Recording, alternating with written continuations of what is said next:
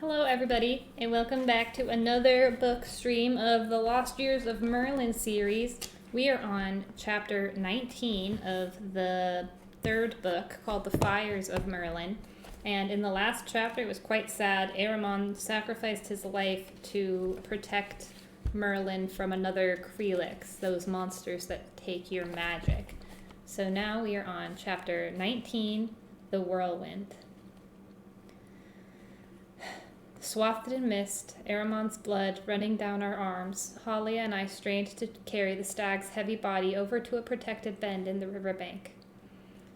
There, a patch of vibrant green grass sprouted, and there we dug his grave in the moist, rich soil. Halia wove a funeral shawl from roots of eelgrass, which she carefully draped over his neck. After filling in the grave, I set out to ensure that it would remain undisturbed. Weary though I was, I carried more than a dozen stones to the spot, hefty ones. Yet as much as my back ached, my heart ached even more. As I worked, Halia stood in silence by the grave, an occasional tear drifting down her chin. Although she said nothing, she sometimes clutched her yellow robe or stamped the turf, testimony to the violent storms raging within her. My stone gathering completed, I stood nearby, hardly daring to look at her, let alone comfort her. At last, without lifting her eyes from her brother's grave, she spoke. He called you Young Hawk. Silently I nodded. It is a name with meaning for my people. I said nothing. Still, without looking at me, she continued, her voice sounding far, far away. There is a story, as old as the first track of the first hoof, about a young hawk. He befriended a fawn, brought him food when he hurt his leg, led him home when he was lost. I shook my head. Your brother had faith in me, more than I do myself. Her round eyes flitted my way. In me, too. She sighed heavily. Soon you will be going, I suppose. That's right. She threw a braid over her shoulder. Well, if you think I'm coming with you, you are mistaken. I never asked. Good. Because if you did, my answer would be no. She kicked at one of the river rocks. No, I say. I studied for a long moment. I didn't ask you, Halia. No, but he did. She glared at the stones. He asked me, not with his words, but with his eyes. You should not come. You've suffered enough. Her head bowed. That I have. Spying my sword on the bank, I crouched by the river, washing the mud from its blade. Somberly, I replaced it in the scabbard. Then, my feet feeling heavier than the stones I had laid upon Aramon's grave, I stepped slowly over to Halia. She did not move, merely watching me with her gaze so full of intelligence and grief. A pace away, I stopped. I felt the urge to take her hand, but held myself back. I am sorry. Truly sorry. She did not respond. For several minutes we stood there, stiff and silent. But for the swirling mist, weaving about our legs, and the churning waters of the river unceasing, nothing moved, nothing changed. I felt again the profound stillness that I had sensed inside the living stone, and, somewhere deep within, the quiet magic of a deer. Out of nowhere, a sharp gust of wind struck us. Halia's robe flapped against her legs. Spray flew off the river, drenching us. Mist shredded into nothingness. The wind accelerated, howling, driving us both backward. Halia cried out as her braid lifted straight up from her head. Hard as I tried to keep my balance, the wind sent me careening on the slick mud. I fell toward the river, about to hit the water when I never hit. Suddenly, I was airborne, carried aloft by the fierce, whirling winds. My tunic flapped and billowed, sometimes covering my face. Halia's foot struck me as she tumbled through the air nearby, but when I called her, the wind forced the words back into my throat. Spinning wildly, we rose higher into the air. At one point, through the spiraling mist, my second sight glimpsed the patch of vibrant grass where we had buried Aramon.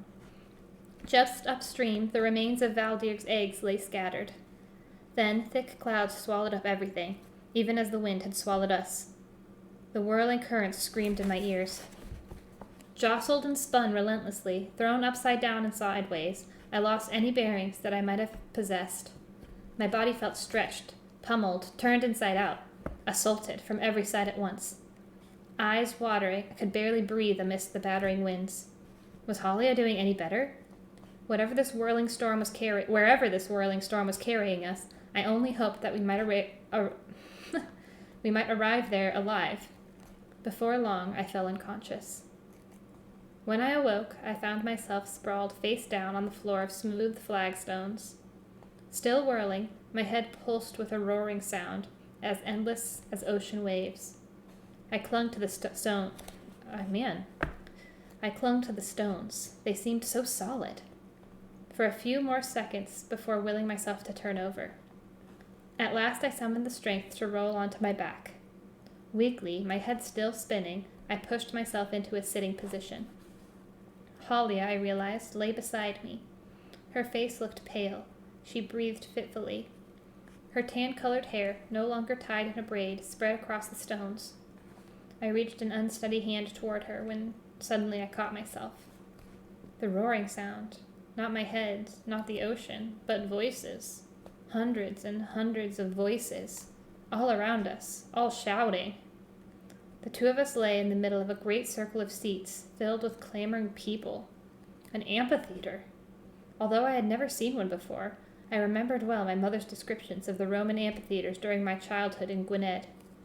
They were, she had explained, colossal arenas for sports and sometimes for sacrifice. Dizzily, I shook the fog from my second sight, trying to take it all in. The flagstone floor stretched wider than any courtyard I'd ever seen, all the way to the rows upon rows of people encircling us. Many waved fists at us, making me feel like their shouts were more likely taunts than cheers. All of a sudden, a huge pair of doors flung open at the far end of the amphitheater. Out of the darkness galloped an immense black stallion pulling a wheeled chariot. Seated in the chariot, a muscled warrior raised his burly arms to the crowd. As they bellowed encouragement, he cracked his whip over the horse's steaming mane, driving the chariot directly toward us. He's going to trample us. The realization shot through me like a bolt of lightning. Struggling to my feet, I reached under Halia's arms. Desperately, I tried to lift her onto my back. All the while, above the roaring crowd, I heard the pounding of the stallion's hooves on the stones. Closer drew the chariot, and closer. At last, shaking with the weight, I managed to lift Halia off the floor. Glancing behind, I saw the crazed eyes of the horse and the triumphant smile of the warrior bearing swiftly down on us. My heart slammed against my ribs. I took one halting step, then another. The crowd thundered angrily. My legs buckled beneath me. I collapsed to my knees. Halia toppled, hitting the floor with a loud moan. I swung my head around, an instant before the chariot crushed us beneath its wheels. Instinctively, I threw myself in front of her. Just then, the chariot melted into the air. So did the amphitheater, the crowd, the roaring cries. All that remained were the stones, the black stallion, and the warrior himself. Eerie blue lights flickered around the edges of the room, if this really was a room, yet I could see no more. No walls, no ceiling, only darkness tinged by the dancing blue lights on the horizon. With one hand hooked on his gleaming breastplate and the other grasping the whip, the warrior strode over. Grinning down at us, he cackled with evident satisfaction. Then, miraculously, he too began to change. His bearded face grew wider and smoother as all the hairs vanished. 2 triangular ears sprouted, along with a shriveled wart in the center of the high forehead. Across the hairless scalp, wrinkles ran like furrows in a field. 2 ancient eyes, blacker even than my own, peered at me. Only the warrior's grin remained, though it was studded with bent, misshapen teeth. "Domnu," I rasped, my throat suddenly dry. "Such a pleasure to see you again, my pet." She patted her sack-like robe and began encircling us, her bare feet slapping against the stones. "And you gave me such a splendid chance to drive that chariot. The humans, all told, are not much for ideas, but those Romans had a good one there." She paused, scratching the wart on her forehead. "Or was it the Gales? The Picts? No matter. Humans of whatever sort. An unusually good idea they had, even if they lacked the imagination to make it more exciting." The black stallion stamped his hoof and whinnied loudly. Domnu stopped circling and glanced at the powerful steed. The tips of her teeth showed as her grin widened. Her voice grew more quiet and even more menacing. Are you disagreeing, my colt? Was the excitement too much for you? She stepped closer and slowly ran her hand down the stallion's nose. While quivering silently, he continued to hold his head high. Perhaps you would rather go back to being a chess piece. At once, I remembered the chess piece of a black horse that I had seen when I had first visited Domnu's lair. He had shown spirit then, as he did now, and he reminded me vaguely of that horse, that stallion. What was his name? I chewed my lip, recalling those days, long ago, when I felt my father's strong arms wrapped around me, and the still stronger back supporting us as we rode around the castle grounds.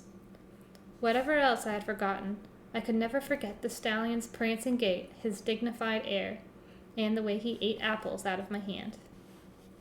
As Domnu continued to speak to the stallion, Halia shifted beside me and opened her eyes. Seeing the hairless hag, she stiffened. Although a bit of the color had returned to her cheeks, I knew that she was probably still very weak. Are you able to stand? I whispered. I don't know. She observed me worriedly. That wind. Where are we? Who is that hag? What have I missed? A lot. I gave her a wry smile. You wouldn't believe me if I told you. Halia frowned. Taking my arm, she raised herself to her knees. Her eyes darted to Domnu once more. She makes me shiver. Who is she? Domnu. I think we're in her lair. Well now, interrupted Domnu. Our second guest is awake. She glanced sharply at the stallion, then slid over to us. Bending toward Halia, she ran a hand across her wrinkled scalp. A dear woman, is it? She clacked her tongue knowingly. I can always tell by the chin. Bristling bones, I know that shape. So adorably tapered. Though Halia stiffened with fright, she did her best to hold her voice steady. I am indeed a dear woman of the Melwyn-Bree-Meath clan. She looked away. And I beg, no, demand that you set us free. Immediately. Demand? Did you say demand? Once more, the hag started walking in a circle, examining us like a hungry wolf. Best to make no more demands, my pet. Poor manners. Truly poor. I will decide what to do with you in time, just as I will decide how to teach a certain horse a lesson. At that, the stallion stamped again on the stone floor. He snorted proudly. Domnu stopped circling. Her dark eyes narrowed. From the edges of the room, the blue light swelled strangely, crackling like the flames of a heatless fire. I understand, my colt. Her voice sounded soothing and altogether menacing. You simply need a change, a different perspective on life. She raised an index finger. Briefly, she inspected it, watching the blue light shimmer across her skin. Then she licked it slowly and deliberately. Finally, she held the wet finger before her lips and blew ever so gently. The stallion reared back, whinnying loudly. He kicked his immense hooves in the air. Suddenly, he shrank down into a small, sharp-nosed beast, as thin as a serpent, with dusty brown fur and thin black eyes. A weasel. The little creature gave us a baleful look, then scurried across the floor, disappearing in the blue flames. Holly gasped and clutched my wrist. Domnu flashed her misshapen teeth. Poor little colt. This will give him a chance to rest. Her eyes darted back to us. Of course. I made certain he has no teeth. That way he won't be tempted to use them, shall we say, inappropriately. You wretch, I exclaimed. That was a terrible thing to do. That horse was only being disrespectful. Domnu's face shimmered in the rising blue flame. And I trust that you will not do the same. Thoughtfully, she scratched the prominent wart. Especially since I plan to feed you a sumptuous meal. She clapped her wrinkled hands together. Instantly, a full-blown feast appeared on an oaken table in the middle of the floor. Before us lay steaming breads, milk pudding, baked apples, buttered green vegetables, river trout, flasks of water and wine, and an enormous pie that smelled like roasted chestnuts. My mouth watered. My stomach churned. I could almost taste that pie. Yet one glance at Halia told me that she felt as mistrustful as I did. We shook our heads in unison. Clambering to my feet, I helped her stand, although she teetered unsteadily. While Halia looked in the direction of the departed weasel, my own gaze met Domnu. We do not want your food. Really? She stroked her scalp. Perhaps you would prefer venison. I scowled. I would prefer hag. The blue light at the edges of the room flared, but Domnu watched us impassively.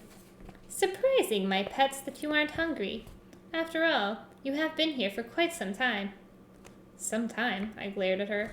How long have we been here? Domnu started circling again, her feet slapping on the stones. Oh, how adorable your kind can be when it gets willful, like little sparrows who are angry that they cannot yet fly. But yes, my pet, it was quite some time ago that my little whirlwind came to fetch you. I was beginning to worry that you might not wake up at all, at least not while I was still in the mood for charioteering. She scratched a mass of wrinkles by one ear. I even laid a wager, against myself, there being no one else around just now, that you would never wake up. Though I lost that bet, I also won. If you take my meaning, an admirable outcome. She cackled softly. I do so love to win. How long? I demanded. Still circling, Domnu yawned, revealing all her twisted teeth. Well now, I should say that it has been at least 2 days. 2 days? I exclaimed. So I only have 3 days left? Left, my pet? Do you have some sort of appointment? I stepped in front of her, halting her pacing. I do. An appointment with... I caught myself, not sure I should reveal any more. With someone important. Is that so? Asked the hag with a chilling stare. Too bad. So too bad. I had thought you might be on your way to meet Valdierg. I winced. Yes, that's true. And that is why I was seeking you, Domnu. I straightened my back. For I have come at last to collect the Galator. A strange half-grin spread over her face. How interesting. I was seeking you for the very same reason. What do you mean? Blue light danced across her brow. You see, my pet, the Galator has been stolen. Okay, my friends, that is the end of chapter 19. So, we shall read chapter 20 called Ion tomorrow. Have a wonderful night and please join me then. Bye.